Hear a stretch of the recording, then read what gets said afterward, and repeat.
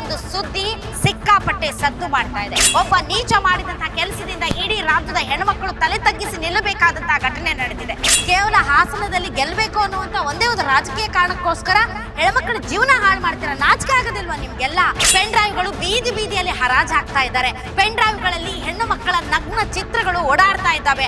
ಆ ಉಮೇಶ್ ರೆಡ್ಡಿಗಿಂತ ನೀಚವಾದ ಕೆಲಸವನ್ನ ಒಬ್ಬ MP ಮಾಡ್ತಾನೆ ಅಂತಂದ್ರೆ ಅದಕ್ಕಿಂತ ದರಿದ್ರವಾದ ಕೆಲಸ ಇನ್ನೊಂದಿದೆಯಾ ಅಂತ ಸುಮಾರು 3000 ವಿಡಿಯೋಗಳನ್ನ ಮೊಬೈಲ್ ನಲ್ಲಿ ಇಟ್ಕೊಂಡು ಅದನ್ನೇ ಕಾಮಿಸ್ತಿದ್ದ ಕಾಮ ಪಿಶಾಚಿ ಅಂತಂದ್ರೆ ಸುಮ್ನೆ ರಾಜಕೀಯಕ್ಕೋಸ್ಕರ ವಿಡಿಯೋಗಳನ್ನ ಬಳಸ್ಕೊಂಡ್ರೆ ಆಗೋದಿಲ್ಲ.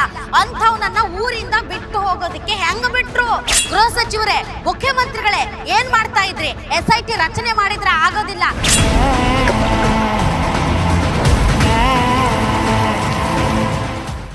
Guarantee guarantee guarantee. ಇದು ಗ್ಯಾರಂಟಿ ನ್ಯೂಸ್. ಸುದ್ದಿ ಖಚಿತ, ನ್ಯಾಯ ನಿಶ್ಚಿತ.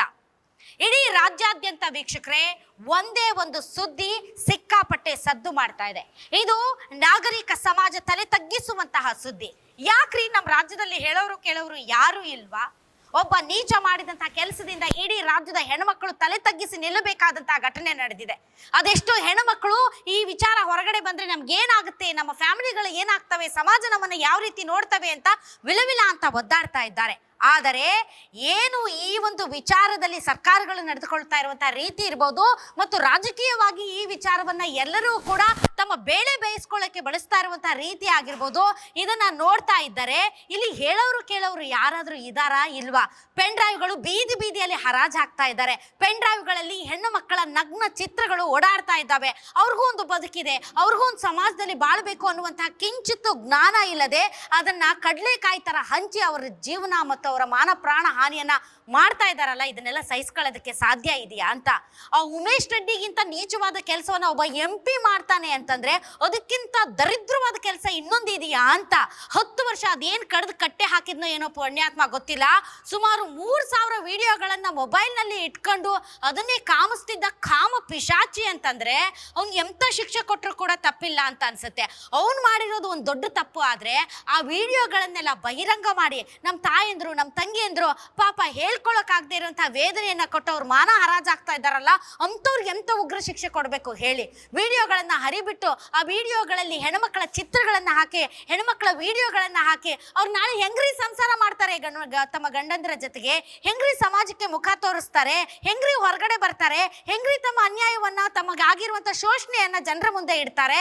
ಅಂತವರ ಮಾನ ಹರಾಜ್ ಹಾಕಿದಂತಹ ಆ ವಿಡಿಯೋಗಳನ್ನ ಹರಿಬಿಟ್ಟವ್ರನ್ನ ಸುಮ್ಮನೆ ಬಿಡಬಾರ್ದು.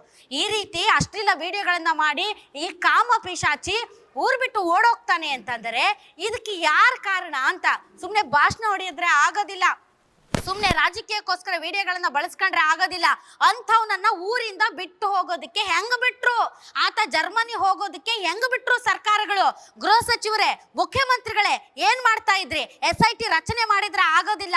SIT ರಚನೆ ಮಾಡೋದಂತೆ, ತನಿಖೆ ಮಾಡೋದಂತೆ, ಆಮೇಲೆ ಒಂದು ಇತ್ಯರ್ಥಕ್ಕೆ ಬರೋದಂತೆ. ಅಲ್ಲಿಯವರೆಗೆ ಈತ ಜಮ್ ಅಂತ ವಿದೇಶದಲ್ಲಿ ಓಡಾಡ್ಕೊಂಡು ಆರಾಮಾಗಿ ಇನ್ನೊಂದಿಷ್ಟು ಹೆಣ್ಮಕ್ಳ ಜೀವನ ಹಾಳು ಮಾಡ್ಕೊಂಡು ಆರಾಮಾಗಿ ಓಡಾಡ್ಕೊಂಡಿರುವಂತ ಪರಿಸ್ಥಿತಿನ ನಿರ್ಮಾಣ ಮಾಡ್ಬಿಟ್ಟು ಇಲ್ಲಿ ಮೊಸಳೆ ಕಣ್ಣೀರು ಸುರಿಸೋದು ಮತ್ತು ನಾವು ಉಗ್ರ ಶಿಕ್ಷೆ ತಗೊಳ್ತೀವಿ ಅಂತ ಭಾಷಣ ಹೊಡೆಯೋದಕ್ಕೆ ನೀವೇ ಬೇಕೇನ್ರಿ? ನೀವು ಹೆಂಗ್ರಿ ಬಿಟ್ರಿ ಅವನ್ನ ಹೊರಗಡೆ ಹೋಗೋದಕ್ಕೆ? ಅದು ಅಲ್ಲದೆ ವಿಡಿಯೋಗಳು ಇಷ್ಟು ಬೀದಿ ಬೀದಿಯಲ್ಲಿ ಪ್ರತಿಯೊಬ್ಬರು ಮೊಬೈಲ್ಗಳಲ್ಲಿ ಗಲ್ಲಿಗಳಲ್ಲಿ ಓಡಾಡ್ತಾ ಇದ್ರು ಕೂಡ ಅದನ್ನ ಕಟ್ ಮಾಡೋದು ಅಥವಾ ಅದು ಹೊರಗಡೆ ಬರದೇ ಇರೋ ತರ ನೋಡ್ಕೊಳ್ಳೋದು ಒಂದು ಸರ್ಕಾರದ ಜವಾಬ್ದಾರಿ ಅಲ್ವಾ? ಯಾರೇ ಬಿಟ್ಟಿದ್ದು ವಿಡಿಯೋಗಳನ್ನ ಹೊರಗಡೆ? ಕೇವಲ ಹಾಸನದಲ್ಲಿ ಗೆಲ್ಲಬೇಕು ಅನ್ನುವಂತ ಒಂದೇ ಒಂದು ರಾಜಕೀಯ ಕಾರಣಕ್ಕೋಸ್ಕರ ಹೆಣ್ಮಕ್ಳ ಜೀವನ ಹಾಳು ಮಾಡ್ತೀರಾ? ನಾಚಿಕೆ ಆಗೋದಿಲ್ವಾ ನಿಮ್ಗೆಲ್ಲ? ಅದೇ ನಿಮ್ಮನೆ ಹೆಣ್ಮಕ್ಳಾಗಿದ್ರು ಹಿಂಗೆ ವಿಡಿಯೋಗಳನ್ನ ಹರಿಬಿಡ್ತಿದ್ರ ನೀವು? ನಿಮ್ಮ ತಂಗಿಯದ್ರೋ, ನಿಮ್ಮ ತಾಯಿದೋ ಅಥವಾ ನಿಮ್ಮ ಬಂಧು ಮಿತ್ರರದೋ ಯಾರ್ದೋ ಫೋಟೋಗಳನ್ನ ವಿಡಿಯೋಗಳನ್ನ ಹರಿಬಿಡ್ತಿದ್ರ ನೀವು? ಇವತ್ತು ಆ ಹೆಣ್ಮಕ್ಳಿಗೆ ನಾಳೆ ಏನಾದ್ರೂ ಆದ್ರೆ ಯಾರೇ ಉತ್ತರ ಕೊಡುತ್ತೆ? ಸರ್ಕಾರ ಉತ್ತರ ಕೊಡುತ್ತಾ ಅಥವಾ ಕಾಂಪಿಶಾಚಿ ಉತ್ತರ ಕೊಡ್ತಾರ? ಅಥವಾ ವಿಡಿಯೋ ಹರಿಬಿಟ್ಟು ರಾಜಕೀಯ ಬೇಳೆ ಬೇಯಿಸ್ಕೊಳ್ಳೋದಕ್ಕೆ ಹಾತೊರಿತಾ ಇರುವಂತ ರಾಜಕೀಯ ಪುಡಾರಿಗಳು 2000 ವಿಡಿಯೋ ಇದೆ, 3000 ವಿಡಿಯೋ ಇದೆ, ಏನ್ರಿ ಮಾಡ್ತೀರಾ? ಉಪ್ಪಿನಕಾಯಿ ಹಾಕಿ ನೆಕ್ಕಳಿ ನೀವು. ಆ ಹೆಣ್ಮಕ್ಳಿಗೆ ನಾಳೆ ಏನಾದ್ರೂ ಆದ್ರೆ ಏನ್ರಿ ಮಾಡ್ತೀರಾ ನೀವೆಲ್ಲ? ಒಂದಿಷ್ಟು ಈ ರಾಜ್ಯದಲ್ಲಿ ಅದೇನೋ ಅಂತಾರಲ್ಲ, ಏನೇನೋ ಗಬ್ಬೆದ್ದು ಹೋಗ್ಬಿಟ್ಟಿದೆ ಅಷ್ಟೇ. ರಾಜಕೀಯಕ್ಕೋಸ್ಕರ ಏನು ಹೇಸ್ಗೆ ತಿನ್ನೋಕ್ಕೂ ಏನು ಹೊಲಸು ತಿನ್ನೋದಕ್ಕೂ ಕೂಡ ಈ ರಾಜಕೀಯ ನಾಯಕರು ಹಿಂದೆ ಸರಿಯಲ್ಲ ಅಂತ ಅನ್ಸುತ್ತೆ. ನಿಯತ್ತಾಗಿ ನೈತಿಕವಾಗಿ ರಾಜಕೀಯ ಮಾಡ್ಬೇಕ್ರಿ. ಅದೇ ಹಣ ಅಧಿಕಾರದ ದರ್ಪ ಇದ್ರೆ ಏನ್ ಬೇಕಾದ್ರೂ ಮಾಡ್ಬೋದು ಅನ್ನೋದಕ್ಕೆ ಈ ಪ್ರಜ್ವಲ್ ರೇವಣ್ಣ ಕೇಸೆ ಸಾಕ್ಷಿ. ಎಂತ ಕುಟುಂಬ ರೀ ಅದು, ದೇವೇಗೌಡರ ಕುಟುಂಬ. ಎಂತ ಕುಟುಂಬದಿಂದ ಬಂದಿರುವಂತಹ ಆತ ಇಷ್ಟು ಮುಜುಗರಕ್ಕೆ. ಪಾಪ ದೇವೇಗೌಡ ದೇವೇಗೌಡರಿಗೆ ಎಷ್ಟೊಂದು ವಯಸ್ಸಾಗಿದೆ, 70 ವರ್ಷದ ರಾಜಕೀಯದಲ್ಲಿ ಇಂತಹ ದೊಡ್ಡ ಕಳಂಕ ಹೊತ್ಕೊಂಡು ಅವ್ರು ಓಡಾಡ್ಬೇಕಾ? ಇಂತಹ ಒಬ್ಬ ನೀಚ, ನಿಜಕ್ಕೂ ನೀಚನೇ. ಯಾರು ಬೇಜಾರು ಮಾಡ್ಕೊಂಡ್ರು ಪರವಾಗಿಲ್ಲ, ಹಾಸನದ ಜನತೆ ಬೇಜಾರು ಮಾಡ್ಕೊಂಡ್ರು ಪರವಾಗಿಲ್ಲ, ಅಥವಾ ಅವ್ರ ತಂದೆ ತಾಯಿಗಳು ಅಥವಾ ಕುಮಾರಸ್ವಾಮಿ ಅವರು ದೇವೇಗೌಡರು ಬೇಜಾರು ಮಾಡ್ಕೊಂಡ್ರು ಪರವಾಗಿಲ್ಲ.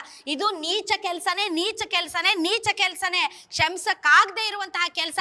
ಜನ ಉಗಿದು ಉಪ್ಪಿನಕಾಯಿ ಹಾಕ್ತಾ ಇದ್ದಾರೆ. ನಿಜಕ್ಕೂ ಈ ವಿಚಾರದಲ್ಲಿ ಐ ಡೋಂಟ್ ನೋ.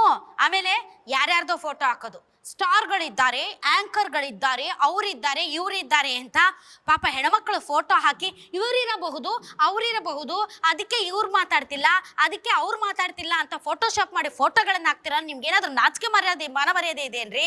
ನೀವು ಹೊಟ್ಟೆಗೆ ಅನ್ನ ತಾನೇ ತಿಂತೀರಾ.